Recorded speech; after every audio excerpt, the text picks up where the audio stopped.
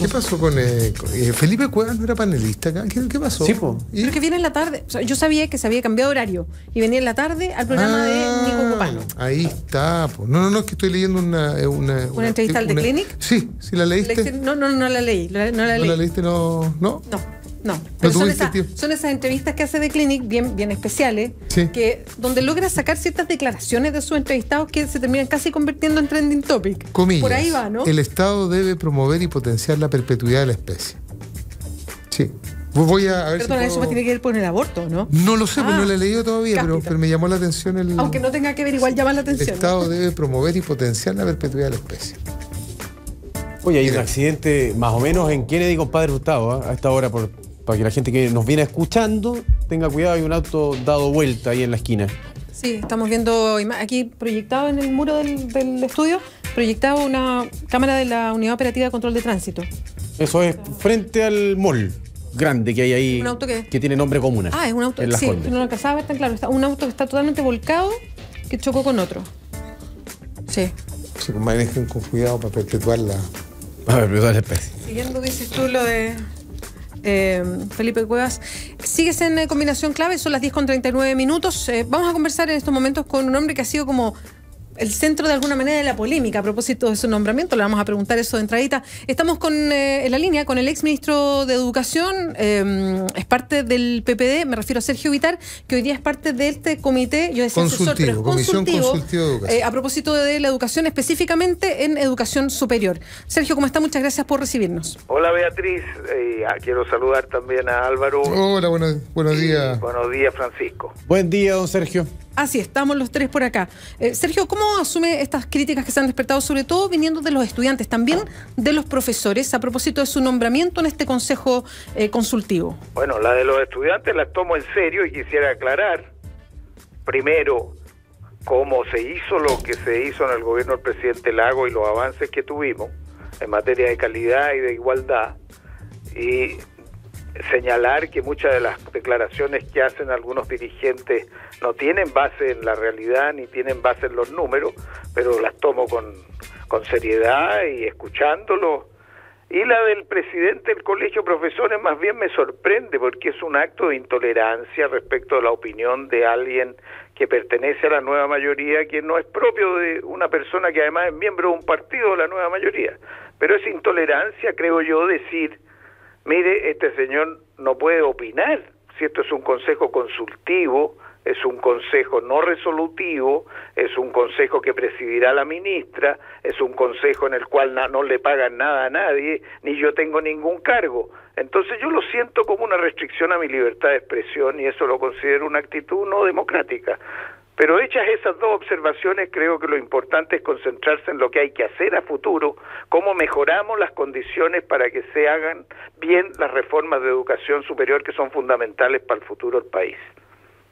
¿Y hacia dónde debe apuntar el Estado, don Sergio?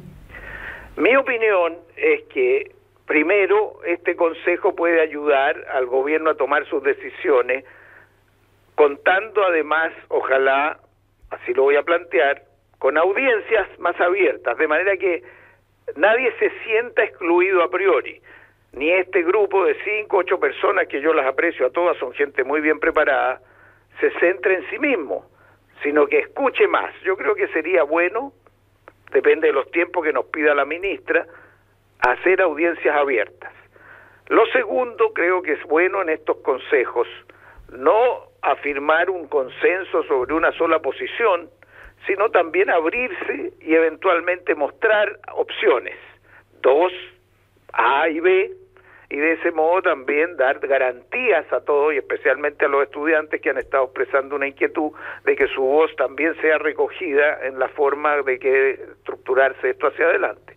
Y lo tercero, y en eso yo sé que no hay mucho acuerdo nacional, pero es mi opinión, yo creo que Chile tiene que avanzar hacia una mayor expansión de la educación pública, que está bastante disminuida en el caso de la educación escolar y también en la educación superior. No representa en educación superior, fíjense ustedes, más del 15% de la matrícula, es muy poquito, 15%. Entonces esto se está disminuyendo y por lo tanto yo soy partidario de reforzar la educación superior pública mediante un programa grande de gobierno de largo plazo, de ampliación de la matrícula, de la investigación y de los recursos de las universidades del Estado, la conformación en red de las universidades del Estado para que sea una cosa más coherente y eficiente, y de la formación técnica que pueda proveer el Estado para elevar también la calidad y además formar a jóvenes de menores ingresos en formación técnica. Yo creo que esas ideas, y especialmente lo de la educación pública, es lo que he venido planteando hace tiempo y creo que es bueno para Chile. Hay un tema que ha hecho noticia y que ha estado en el ojo de la preocupación pública en estos días, que ha sido la gratuidad de la educación superior y cómo ésta se lleva a cabo. Ha habido cambios, digamos, públicos notorios, ha habido como 7 versiones en este mismo tema. Algunos plantean que debiera dejarse en suspenso. De hecho, el rector de la Universidad Católica es partidario de esta última opción. ¿Qué va a plantear usted en el seno del Consejo Consultivo en materia de gratuidad de la educación superior? Bueno, hay un tema obviamente de corto plazo que habrá que discutir si el gobierno ya lo resolvió o no, que es cómo se disponen para ayudar a los jóvenes más modestos que ingresen este año o que ya estén allí, los recursos que la presidenta anunció el 21 de mayo. Vía ley de presupuesto. Eso es primero que la decisión de la presidenta me parece muy positiva y yo no postergaría el uso de estos recursos porque hay mucha gente que se puede beneficiar. Entonces la pregunta que yo me hago hoy día, no sé, lo sabremos cuando nos convoquen esta semana, es primero si quieren una opinión de este grupo respecto a esa materia, que ya está encima, porque Álvaro sabe, como fue diputado, que el 30 de septiembre hay que tener ese proyecto en el Parlamento. Y entonces el de financiamiento, y entonces no hay tiempo, ni una partida tributaria de esa naturaleza permite que haya un detalle muy acucioso de cada una de las materias que están allí. Entonces va a haber que hacer algo más transitorio. Ahora, ¿eso se nos va a preguntar o no? Yo soy partidario de que se usen esos recursos y que se usen de una manera flexible, que no comprometa la forma definitiva posterior, y el 2016 avanzar en la elaboración de una cuestión más acabada con la opinión de todos.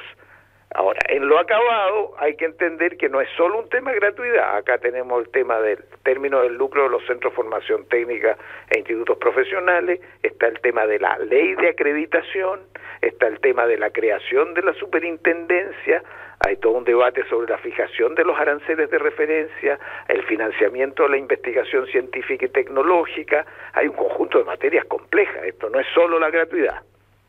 Sergio, estamos conversando con Sergio Vitar, ex ministro de Educación. Hoy día está convocado este Consejo Consultivo de Educación Superior. Sergio, en el planteamiento respecto a los cambios en la educación, ha habido actores dentro de la nueva mayoría que han sido sumamente críticos. De hecho, es súper curioso, pero son bien citados por gente de la oposición, me refiero a la derecha en específico, como diciendo, ven, hasta dentro de la nueva mayoría no hay acuerdos, y esos personajes son básicamente José Joaquín Brunner, que aparece permanentemente en columnas, citado con entrevistas, en fin, y Mariana Elwin. De alguna manera se presenta así como gente que no está de acuerdo con lo que se está haciendo dentro de la nueva mayoría. Cuando se arma este consejo consultivo, lo llaman a usted. ¿Usted siente que de alguna manera estaban pensando en representar a estos sectores que son más críticos a lo que se ha estado haciendo? No, hay que preguntarle a la ministra por qué me invitan. Ellos saben que yo he estado bien matriculado desde los tiempos de la dictadura y la pelea contra ella, en fin, en lo que es una línea de centroizquierda, que he estado trabajando y apoyando también al gobierno actualmente en lo que puedo y haciendo ver también mis observaciones, porque obviamente hay que ser ciego para no darse cuenta que las cosas no se han hecho como debieran haberse hecho. La línea está clara, a mi juicio, y hay que avanzar en esa dirección, pero la forma es fundamental para recoger más apoyo ciudadano y hacer que esto sea viable. Si uno no saca nada con hacer lo que quiere o creer que su posición es la única viable y con eso termina sin apoyo nacional para hacer las cosas. Entonces, yo creo que opiniones como la de Mariana Elwin y José Joaquín Brunner son opiniones serias. Uno puede compartirlas o no, pero son legítimas en una coalición democrática y tienen que ser analizadas sin descalificación, escuchando las opiniones. Lo mismo digo de los estudiantes universitarios, que muchos de ellos, los dirigentes, no son de la nueva mayoría, pertenecen a grupos de una izquierda un poco más radical que está fuera de la nueva mayoría, pero son opiniones que hay que recoger, hay que hacerlo con serenidad. Aquí no estamos resolviendo problemas de mañana, estamos resolviendo un camino fundamental para Chile en los próximos años, en el área clave para la situación mundial, que va a estar concentrada en la capacidad y el talento de la gente, en la competencia que viene hacia el futuro. Sergio, respecto a estas mismas críticas que han hecho los estudiantes, y me gustaría saber cómo usted recibe el que siempre, de alguna manera, se le acusa a usted de lo mismo, que es el momento en que se creó esta fórmula.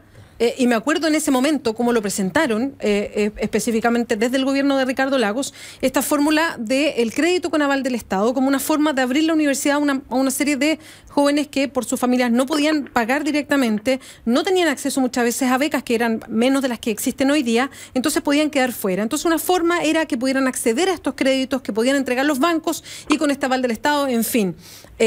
Y efectivamente entró una cantidad grande de jóvenes a la universidad. Después quedó la escoba, esta burbuja que se rompió por la cantidad de impuestos que tenían que pagar, los intereses bancarios que eran enormes y en fin. Y esto motivó de alguna manera el inicio de las protestas del 2011. ¿Cómo le caen a ustedes las críticas respecto a una fórmula que se ideó, pero que, no sé, y ahí usted me dirá, pero que no dio los efectos esperados porque los jóvenes se endeudaron, o la familia de los jóvenes, de una manera pero exponencial? A ver, yo te agradezco mucho esta pregunta porque es el área donde habría que aclarar más, porque ha habido afirmaciones que no se sostienen en los datos. Lo primero es que el endeudamiento excesivo que despierta una reacción fuerte de los estudiantes en el movimiento estudiantil del 2011 no son generados con el crédito con aval del Estado, porque el crédito con aval del Estado, que se aprobó mientras yo era ministro en el gobierno de Lagos, con un proyecto de ley enviado por el presidente Lago, el ministro Izaguirre y yo, y que fue apoyado unánimemente en el Congreso, porque le ayudaba a jóvenes que no tenían nada. Ese proyecto entró a funcionar en el primer gobierno de la presidenta Bachelet, y los primeros egresados deben haber sido el 2010-2011, y había un año de gracia 2012, y hubo movilizaciones, y el 2013 se hizo un ajuste importante a favor de los que tenían este crédito. Entonces, la deuda es por el crédito que viene solidario, no por el crédito con aval del Estado, lo que genera esta gran acumulación de deuda, o por los créditos Corfo, que el crédito con aval del Estado buscaba reemplazar. Entonces, la primera cuestión es, sin defender cómo se manejó el crédito con aval del Estado, o si los intereses debieron haber sido más bajos, que podrían haberse bajado antes, porque la ley autorizaba a fijar por el Estado la tasa de interés, pero esa otra discusión que ocurrió en el gobierno de la presidenta Bachelet. En ese sentido, hay un error de atribuirle al crédito con aval del Estado este problema del endeudamiento exclusivamente. Eso es primera observación. Segunda observación, cuando nosotros en ese tiempo dijimos, y el presidente Lagos lo encabezó, que ningún niño se quedara joven, se quedara fuera, teniendo el mérito por la cuna en que nació, hicimos un esfuerzo muy grande de financiar. En ese tiempo el cobre valía menos de $1 la libra. Y entonces se expandió el crédito a las universidades del Consejo de Rectores y se llegó a un acuerdo con los dirigentes estudiantiles. Fíjate que el presidente Lafech de entonces, y el presidente Lusach y los otros presidentes de la Universidad del Estado, de los centros estudiantes, vinieron al ministerio y firmaron con el ministro un acuerdo. Y ese acuerdo fue positivo, y la forma de mostrarlo es que en el gobierno de la presidenta Bachelet no hubo ni una manifestación importante de los estudiantes universitarios, porque habían recibido un arreglo importante gracias a sus propias movilizaciones, o sea, también resultado de ello. Y a los que no tenían nada, como tú bien decías, centros de formación técnica, institutos profesionales, universidades donde iban jóvenes mucho más pobres, los papás iban a un banco, no le daban, porque decían, usted es muy pobre, no puede tener un crédito. O si le daban, porque tenía algo, le cobraron interés como la tarjeta de crédito por las nubes. Entonces, no teniendo recursos del Estado, ni pudiendo darle porque no estaban acreditados, hizo dos cosas en el gobierno de Lagos, son muy importantes. Se hizo la ley de acreditación y se puso como condición estar acreditado, y se dijo, el Estado va a avalar. Usted, papá, no da ningún aval, no paga nada, y el alumno tampoco mientras estudia, se paga después. Y vamos a dar este aval del Estado, vamos a bajar los intereses que le están cobrando, y vamos a hacer un buen apretón con miles de créditos. Y cuando tengamos un poquito más de plata, vamos a bajar los intereses, cosa que se hizo después, y vamos a mejorar esta situación. Entonces, fue un paso que generó una expansión de la matrícula. Además, acuérdate que el 2000 había 450.000 alumnos. Hoy, el 2010, 2011, 1.100.000, la más fuerte. Entonces, la pregunta que uno se hace, si tuviéramos que hacer lo mismo, ¿dejamos afuera a esos chicos o hicimos el esfuerzo que hicimos y después, cuando hay más recursos, lo mejoramos?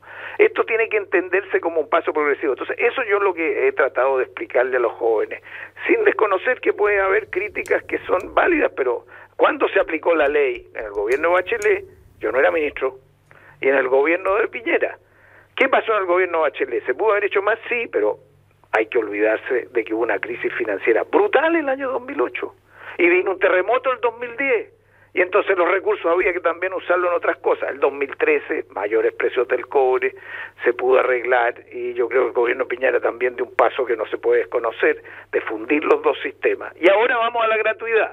Entonces, eso es lo que quiero decir. No pueden descalificar, decir usted, el gobierno de Lagos, usted, señor ministro, estaba haciendo esto. No, hicimos lo máximo que podíamos hacer a favor del acceso y la igualdad, y fue positivo. Entonces, escuchémonos, eso es todo lo que yo digo. Sergio, se lo pregunto de otra manera, solo para insistir. ¿Habría hecho lo mismo? Pero si no tengo más recursos, yo en ese momento venía de antes por lo demás del tema, yo estaba en el Senado antes, y entonces aquí tengo dos opciones. Venían todos los papás y nos decían, no consigo crédito, no puedo hacer esto. Y por otro lado, el Estado no tenía los recursos, y si los tuviera, tampoco se los puede dar porque no estaban acreditados. ¿Qué haces tú? Vimos un sistema que usaban los australianos, que es este. Lo usan también en otros países, que el Estado avala. Y entonces puede poner condiciones a los bancos, puede bajar los créditos, pone recursos, y eso se aprobó en el Parlamento por todos. Entonces, yo lo reviso de nuevo y digo, ¿qué se pudo haber hecho de otra manera? Si me lo he preguntado muchas veces. Yo creo que durante el gobierno siguiente, el gobierno de Michelle Bachelet, ¿qué se podría haber hecho? Haber bajado los intereses antes, pero estaban estos problemas financieros. O se podría haber fijado el interés, que también la ley lo permitía, decir, mire, los bancos sí, pero no más del 2-3%, y la diferencia por este lado. O se podría crecer más lento y dejar más jóvenes fuera. Yo prefería, siempre, y prefiero que los muchachos entren, y después estoy tratando de arreglar los problemas porque van a tener una carrera para toda la vida. Entonces, no es fácil juzgar 15 años después las circunstancias en que se hicieron las cosas el año 2000 o el 2003 o el 2004. En ese tiempo también hay que recordar, sacamos la reforma constitucional de los 12 años de escolaridad. En ese tiempo sacamos la ley de subvención escolar preferencial, que hoy día es aplaudida. En ese tiempo sacamos la ley de acreditación de las universidades, con gran oposición de la derecha. En ese tiempo sacamos la evaluación de los profesores, con gran oposición del señor Gajardo, y con apoyo de la mayoría de los profesores, por lo demás, porque hicieron un plebiscito. Entonces, hay que mirar históricamente con más inteligencia, y eso es lo que a veces uno echa de menos, y yo estoy dispuesto a explicar a ustedes, pero nadie justifica todo lo que hizo, si uno también puede cometer errores.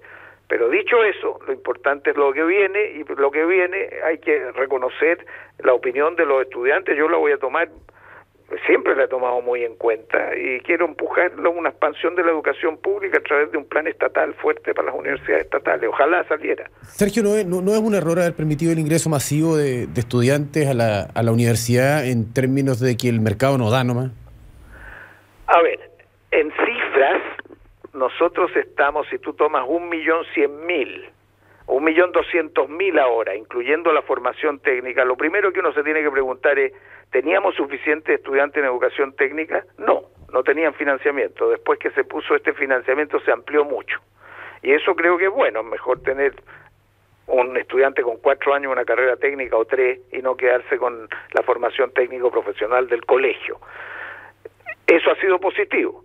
Lo segundo es esperar que se mejore la calidad de la educación te puede tomar mucho tiempo. Normalmente los procesos mundiales van con expansión fuerte de la matrícula y del acceso, y al mismo tiempo se aprieta por parte del Estado a las entidades que están ofreciendo estos servicios de mejorar la calidad, y por eso se pasó la ley de acreditación junto con el crédito, para que hubiera un incentivo, porque yo recuerdo que la derecha quería aprobar el crédito, pero no quería aprobar la acreditación, porque no quería que el Estado se metiera. La acreditación se aprobó bien mala. Y hubo 800 indicaciones y la posición, yo en un momento creí que no la íbamos a poder sacar. Sí, estábamos ya al final del gobierno. No sé si te acuerdas, y además de esos 800, una posición muy fuerte, los senadores de la derecha decían, señores, no queremos que el Estado se meta, sino que la persona y el alumno elija según qué diga el mercado. Sí. Y eso es una aberración. Bueno, logramos que las pedagogías fueran obligatorias, cosa que todavía hay algunas que no se acreditan obligatoriamente. Entonces, hay que apretar, hay que empujar, hay que avanzar, pero es la ley que tenemos hoy, peor es no haber tenido ninguna. Y el financiamiento del que tenemos hoy, que fue progresivo y costó sacarlo. Ahora hay que mejorar, ahora hay que empujar, pero no hay que estar descalificando a la gente simplemente con una caricatura y tratar de imponer un punto de vista parcial ni de un sector ni de otro. Esto es de todo Chile. Sergio, ¿cuándo empiezan, y perdona aquí el desconocimiento, no sé si ya se reunió, ¿cuándo empieza a trabajar este consejo consultivo? Bueno, este consejo consultivo entiendo que lo han convocado para fines de esta semana.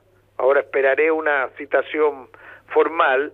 Entiendo también, ahí se nos dirá por parte de la ministra qué espera. Cada uno de nosotros dará su opinión y se establecerá un plan de trabajo, se hará un conteo de cuáles son los temas. Y también es importante señalar que yo supongo que la presidenta de este consejo será la ministra o alguien del ministerio. Yo no voy a presidir ningún consejo, entonces también eso lo quiero decir para evitar tantas críticas y preocupaciones, y que mi actitud será, como dije al comienzo, audiencias amplias, o voy a proponerlo por lo menos que se escuche, y a los jóvenes, por cierto, y ojalá empezar a repensar una forma de apoyar las universidades del Estado y los centros de formación técnica nuevos, estos 15, como una red de calidad, con apoyo estatal preferencial, porque hoy todas las universidades del Estado tienen más inconvenientes que ventajas, tienen las manos amarradas con la Contraloría, no pueden sacar a nadie. ¿Cómo van a competir así, si son además universidades públicas importantes? Yo tengo una consulta, Sergio Vitar, sobre, a propósito de los antecedentes que usted menciona para haberse aprobado en su minuto lo que se pudo buenamente aprobar, dado, digamos, la correlación de fuerzas que había en el Parlamento con un sistema binominal que hoy día, al momento que estamos hablando, todavía existe. Tendrá que ver con la legitimidad en alguna medida de lo que presenta el Consejo Consultivo como sus opiniones. Esto es consultivo, no es deliberativo, no se impone, digamos, meramente consultivo, pero me imagino que se querrá propender de alguna manera a el debido equilibrio de distintas posiciones, pero con una mayoría, de la nueva mayoría en el Parlamento. ¿Cómo ve usted esos equilibrios hoy día, donde no hay que pedirle permiso, digamos, técnicamente? No hay que pedirle permiso a las minorías, a diferencia de este periodo al que usted hacía referencia antes, digamos, sino que, ¿cómo ve ese equilibrio? Yo tengo una visión que nace de mi experiencia política, de lo que he vivido, de lo que he visto en otros países. Yo soy una persona que considera que lo mejor es avanzar con reformas progresivas a tiempo, hacer los cambios a tiempo, ni congelarse en el tiempo, ni pensar que uno puede hacer una ruptura, sino que son procesos en sociedades complejas progresivos. Y lo segundo, que es también mi cultura política, que por mucho que yo tenga una mayoría, la mayoría me sirve para marcar el rumbo, pero necesito en áreas que son de largo plazo, en que las condiciones políticas también van cambiando, tener respaldo suficiente para sostener en el tiempo. Y por lo tanto yo no tengo ningún problema, si esta es mi posición y esto es lo que quiero hacer, escuchar a uno y a otro, y también tratar de conseguir más respaldo. Si hay sectores de la oposición que están más llanos a considerarlo, hay que hablar con ellos también. Nadie sabe, nadie tiene la rueda de la fortuna asegurada en esto, y el nuevo sistema electoral tampoco sabemos si va a dar mayoría para la nueva mayoría como tiene hoy en las dos cámaras. Entonces yo también le advierto muchas veces a la gente más radical, decir, oiga, estas circunstancias hay que tomarlas como bastante excepcionales. Hay una presidenta juzgada por un cambio importante, hay hay mayoría en ambas cámaras, usted no tiene ninguna certeza de que esto se vaya a repetir a futuro. Entonces no estén criticándolo todo y considerar que nada es suficiente y al final uno se puede quedar con las manos vacías. Avancemos ahora, busquemos más acuerdos, revisemos las cosas y al final uno no le da el gusto a todo. Y eso también hay que tenerlo clarito. Sergio Vitar, muchas gracias por esta conversación aquí en Combinación Clave. Bueno, muchas gracias a ustedes. Gracias, buenos días. Chao, hasta luego. Oye, antes de irnos a la pausa, solo para completar, ya que estamos hablando de este consejo consultivo, ¿quiénes lo integran? Son las siguientes personas. Andrés Bernasconi, que es vicedecano en la Facultad de Educación de la Universidad Católica, director del Centro de Estudios de Políticas y Prácticas en Educación, CPUC, por si lo han escuchado nombrar. Bueno, está Sergio Vitar, conversábamos recién con él. Dante Contreras, doctor en Economía y académico de la Facultad de Economía de la Chile. Rosa Deves, que es doctora en Bioquímica y académica de la Chile. Rodrigo González, abogado y ex jefe de la División Jurídica del Ministerio de Educación. Alejandro Jofré, doctor en Matemáticas y académico de la Facultad de Ciencias Físicas y Matemáticas de la Chile. María José Lemetre, ella es socióloga con estudios de posgrado en educación. Pedro Montt, presidente del Consejo Nacional de Educación. Alfonso Muga, presidente de la Comisión Nacional de Acreditación. Alejandra Villarzú, asistente social y ex coordinadora de políticas y programas educativos, de la División de Educación General. Y el jefe de la División de Educación Superior, Francisco Martínez, también.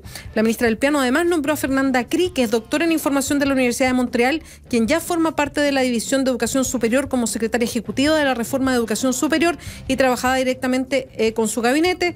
Y el próximo 4 de septiembre es la primera reunión de este Consejo Consultivo. Oye, fíjese, me quedé con la duda, porque usted mencionaba a Mariana Elwin y a José Joaquín Bruna. No, como detractores de la... Como ellos han sido gente de la nueva mayoría que ha okay. sido súper directa en criticar la reforma educacional, sí, claro. Y que son súper citados por gente de la oposición, y aquí me refiero a la oposición, la de derecha, digamos, la de fuera de la nueva mayoría, y son permanentemente, ellos han estado mostrando claramente qué aspectos de la reforma rechazan.